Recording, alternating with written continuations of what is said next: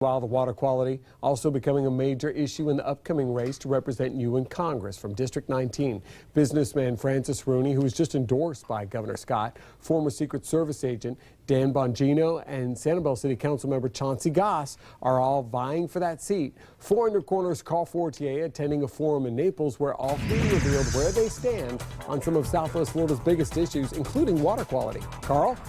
Well, each of the three GOP candidates say they're making the water releases from Lake Okeechobee a priority. And while the environmental impacts are bad enough, they all stress the economic impacts go way beyond tourism.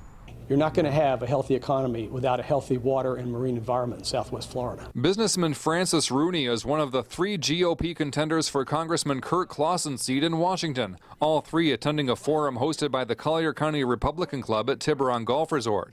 Rooney says reducing the murky water discharges from Lake O has to start at the source. Pressing right now is fixing the dike, because that's a life safety issue, as well as if they could get the dike built up a little more, that the Corps would be prohibited from making these massive discharges into the Caloosahatchee and tearing up our estuaries. It's disgusting. It affects all of us. Sanibel Councilman Chauncey Goss sees the brown water from Lake O washing up on the shores of his island and says the economic impacts could affect everything from the construction, real estate, and banking businesses, not to mention tourism. We have to build some reservoirs south, and we have to treat this like it's a real problem that it is instead of forgetting about it. What happens is we get all worked up about it, we profess outrage, and then we forget about it until it rains again. This is an economic catastrophe as well.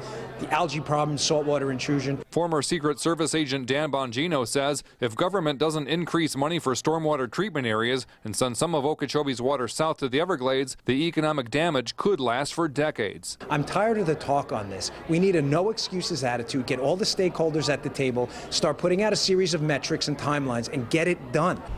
The three GOP candidates all say that if elected, they would be committed to fighting terrorism, and they want to shake up the career politician culture in Washington. Reporting in Collier County, Carl Fortier, Fox 4, in your corner.